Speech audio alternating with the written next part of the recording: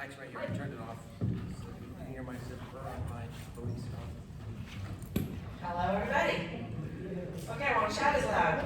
Hi, I'm Kristen Cabin, and I'm stepping in for a couple of things. First of all, I want to thank Kevin Fisher-Posley. We have another round of applause.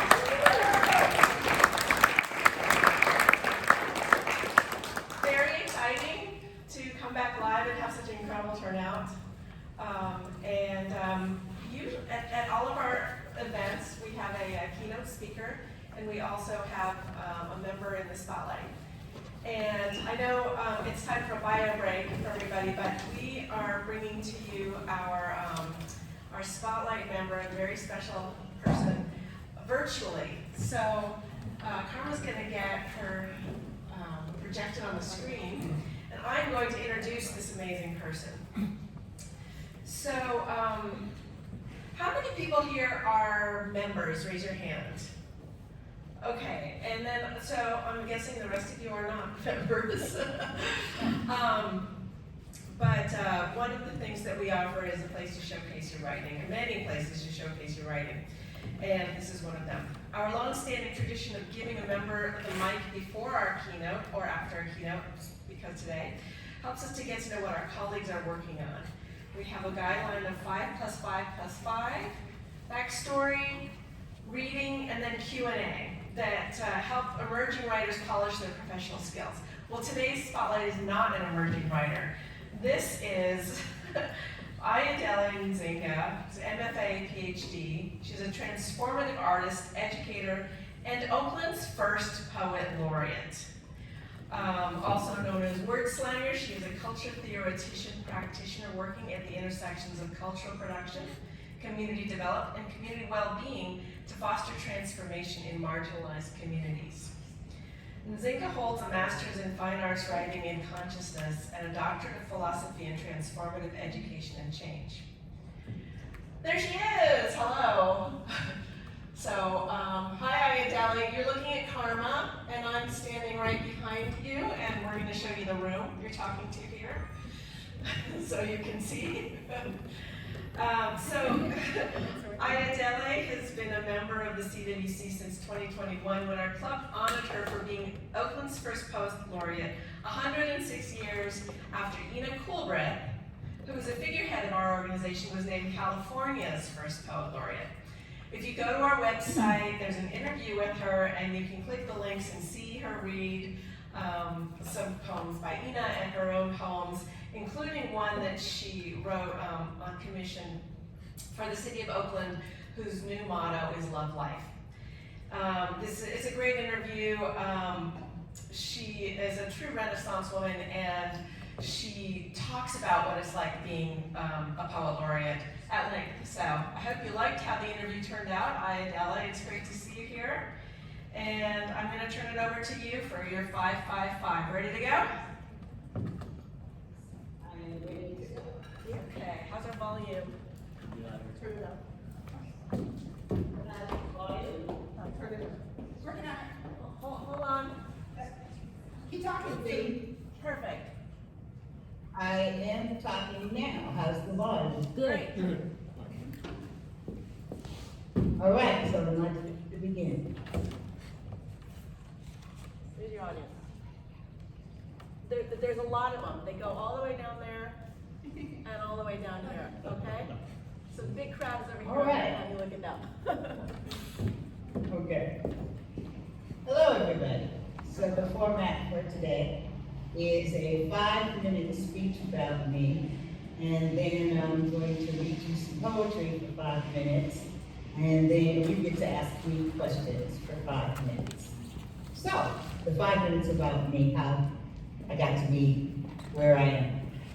Well, I have 2 birth certificates, and therein lies a tale. What a great beginning for a writer, huh? Yeah. So, my 2 birth certificates, one is from Chicago, Illinois, and one is from State Line, Mississippi. And there is a short junket of Route 66 that connects the 2. So, 2 birth certificates from someplace that isn't here. I came to California on the Jim Crow part. It took me a while to figure that out. There are things that are obvious about yourself that you may not know until you actually pay attention. And so I figured out that I came to California through the 16th Station on a Jim Crow car because of the time in which we traveled. And if we were traveling either from Chicago or from Mississippi, in the year that we were traveling, we would have had to be on the Jim Crow car. Now, it seems to me that I could always read and write. And I'm pretty sure that somebody taught me to read and somebody taught me how to write at some point in time. But I could read and write. And I kept journals from my earliest memory. So in my head, I think I've always been a writer. I think that I've always been a writer because that's my purpose. I believe, like the Dagara people of Burkina Faso, that all people are born with a purpose. And I remember what was whispered in my ear the moment before I took my first breath. I'm a storyteller. So being a storyteller, I have lots of mediums in which I am able to tell stories. I'm very fond of theater, and I can remember my very first play. My very first play was at my grandmother's Baptist church. It was a Christmas pageant play. And I wanted to be Mary, but they cast me as the angel. And so I accepted the part as the angel. And we went into rehearsals, and we were all told to learn the lines. I can be very literal sometimes. They told me to learn the lines, and so I did. And so when Mary froze up, I said Mary's line. And when that then made the person who was playing the father of Jesus, Joseph, freeze up, I said his line too. See, I took them literally. They told me to learn the lines, so I did, all of them. So I ended up reciting the entire 20-minute pageant, much to the frustration of the parents of all the other children, but to the great delight of my grandmother, who clapped loudly and said, "That's my grandbaby." I've always been lucky in theater and in finding teachers. One of my very first theater teachers was Nora Vaughn, may she rest in peace. Nora Vaughn is the founder of the Black Repertory Theater. The Black Repertory Theater is the oldest Black repertory theater in California. I was one of Nora's babies. I did theater for Nora Vaughn when Nora's theater was in a storefront. And then Marvin X found me. And Marvin X is one of the architects of the Black Arts Movement. And through Marvin X, I was introduced to Amiri Baraka, and I was mentored by Baraka, Sonia Sanchez, Nikki Giovanni, and I founded my own theater company in 1999. My theater company is now the oldest Black theater company in Oakland. We are currently in our 25th year.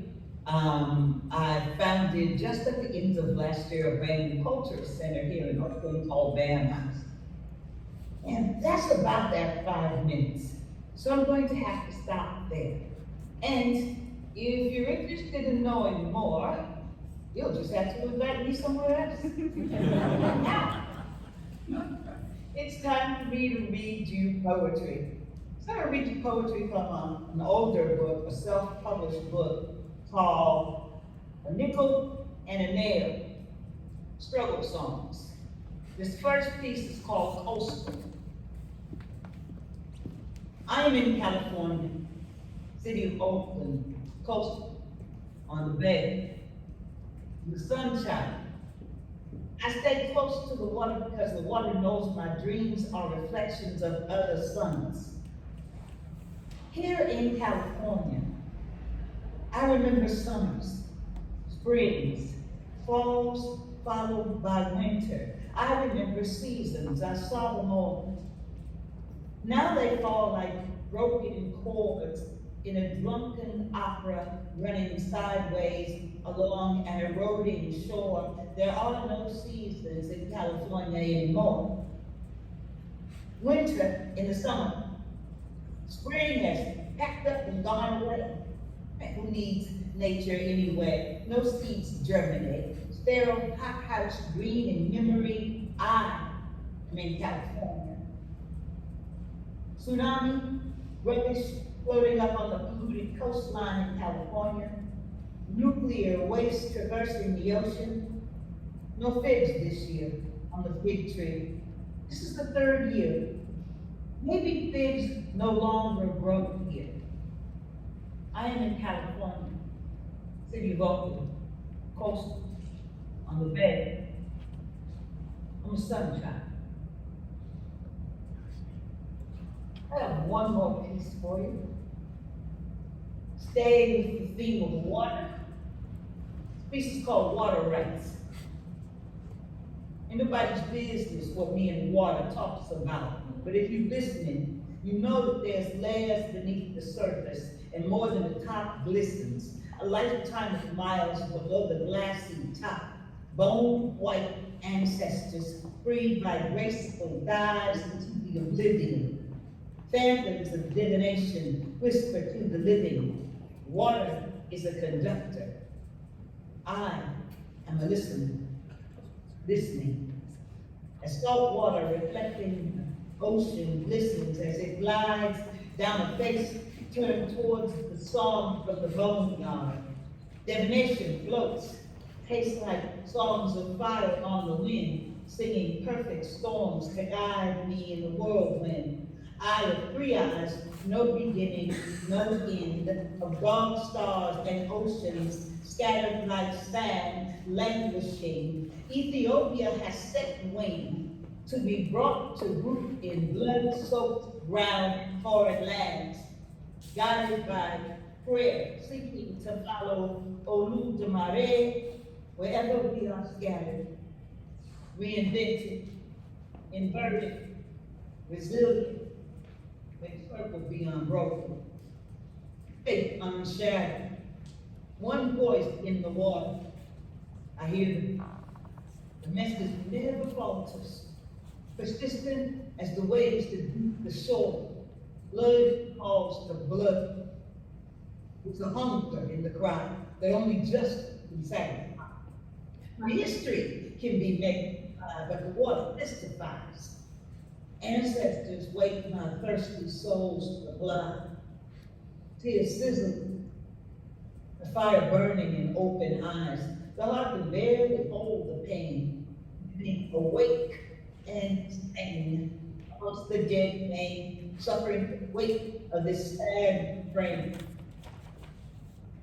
We still die. Living blind, just hold on. Some look when it's sunny. The blind can't hear, the lame don't walk. Been a long time since the deaf did more than walk. We all march at the mercy of misguided gatekeepers, low lords, deliverers of misery. Arundi days say we cut, we grieve. He drew us a picture, but we still got lost. They poisoned the milk and the honey. Fools sell soul for money. Famine's warriors without a war kill each other on a field surrounded by bankers, drawing red lines in the sand, soaked by the blood of immigrants and the souls they stole. Grave robbers rule the world. Morticians profit. Privatized pirates plunder the tails of blackbirds, bitterly airbrushed into the by and by. Untold, they still struggle to fly. And though I know it makes the water cry, I can't lie. We still die. The bones still wait. Blood still calls blood. The tide is coming in, delivering, insistent on memory. Who pushed who first? The water knows. Ain't nobody's business what we talks about. But if you listen, remember. Songs of fire, remember. Tide turns, remember. We remember, remember. Water is a conductor of fire and heal or destroy. Remember. Thank you.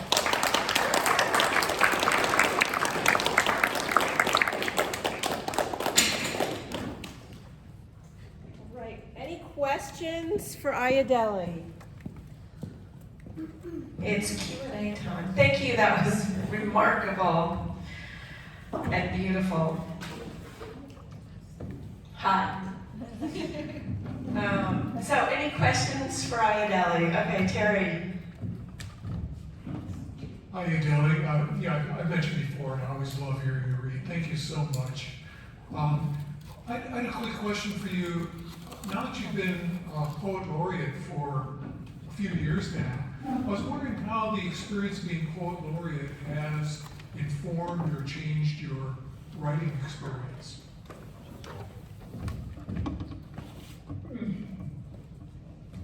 It hasn't really. I am mainly invited to think about things that I'm naturally not drawn to think about. An example, I'm an ambassador for the city. So during political cycles, you know, people call me into different rooms. And as the people's poet, I enlarge to go where I am invited, but these are not normally rooms that I would be in. So I'm challenged to find something of value to say in rooms that I wouldn't normally inhabit by choice. And so that's been interesting.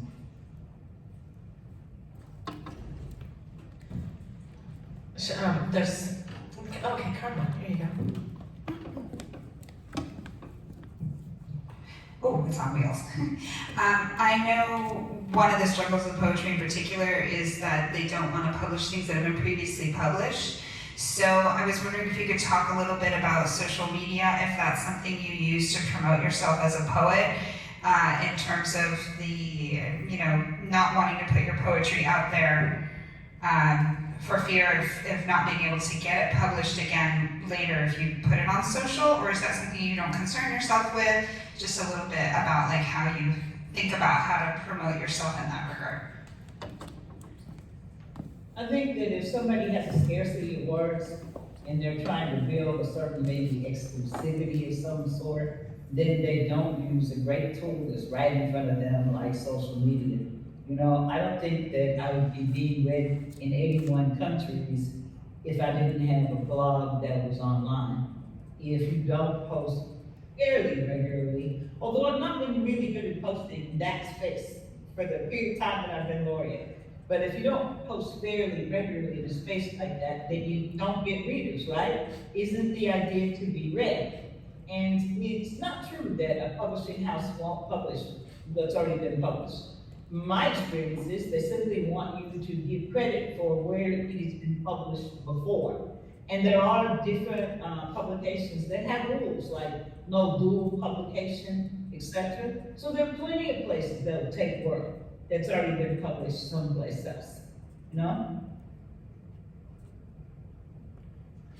And since nobody else has got the hand up, some really innovative things happen online. You can get into groups that will support you as a writer, help you develop your craft. You can get into circles where you can do like mutual critique. These things usually lead to opportunities because people are posting, you know, either places seeking submissions or places where people perform.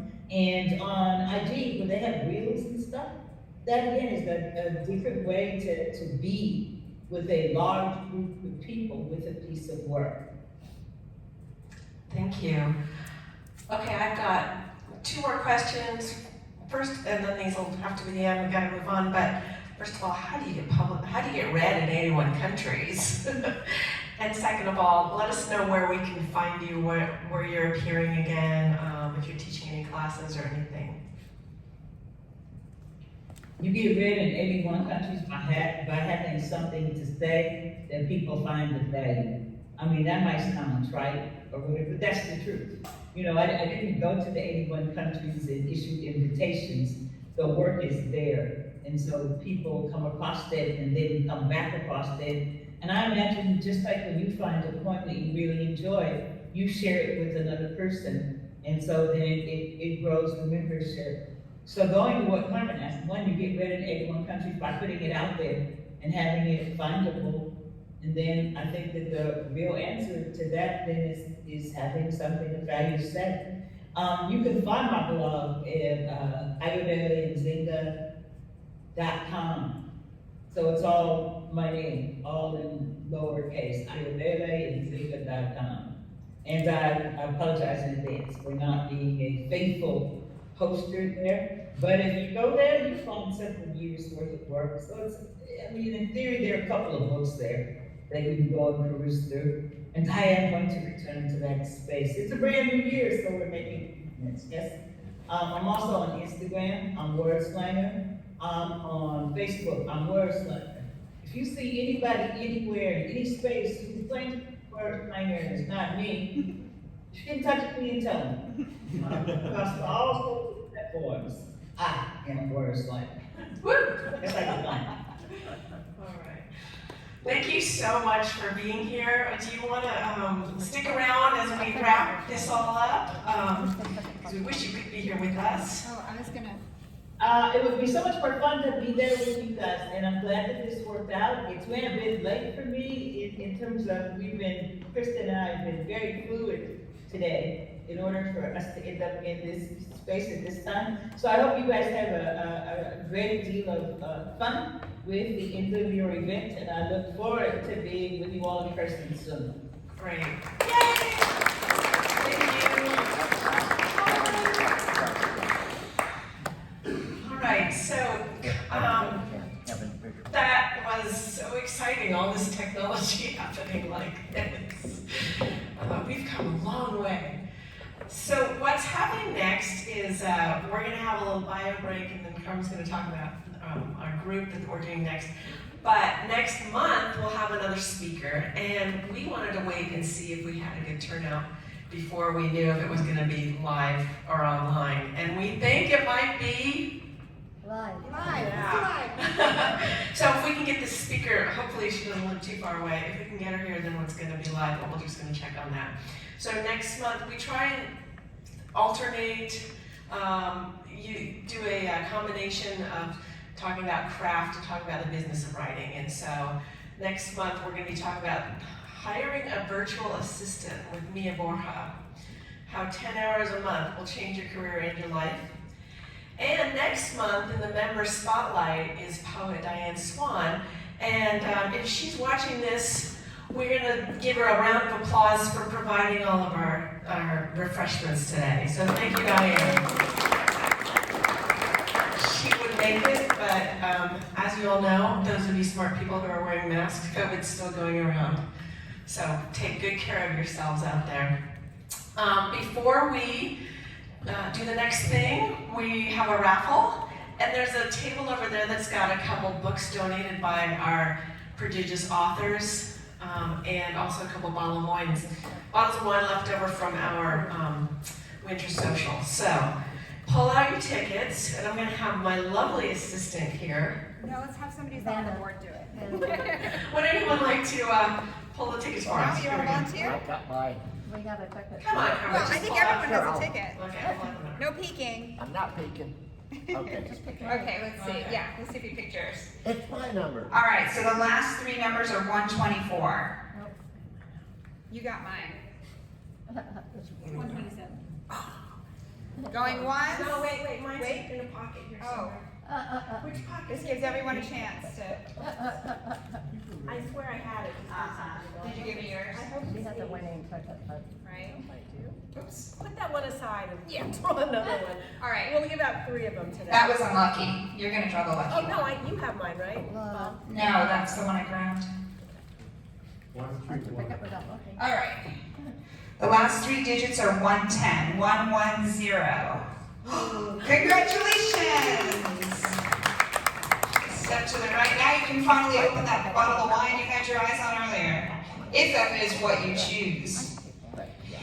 While he's making his decision, just letting you guys know who are not regular members, after this we do the marketing and craft support group, which is for people to sit around and say like, here's the trouble I'm having with my writing, or how do I get promoted, or how do I ask an editor this thing, or how do I buy ads on Google, marketing, how to get yourself known as a writer, and craft, how to finish that thing you're writing. So we all sit down and kind of do a support group for that, as if we were junkies, but instead we're addicted to the written word. So folks who don't write, we're just here to see Kevin be Kevin. If you don't want to say, that's okay, but for those who are not members, you are welcome to sit in on that group. Is there a second? Just one, right? Two more. Okay, 2 more lucky winners. I have selected you to draw the number. What did you get? Did you get the wine or a book? I took Nano Uncertainty. Oh, Cool. Is it a book on NaNoWriMo? no, that's. Oh, you took a book written by a board member. I like that. That's the spirit. This is number 99. Last 3. I'm only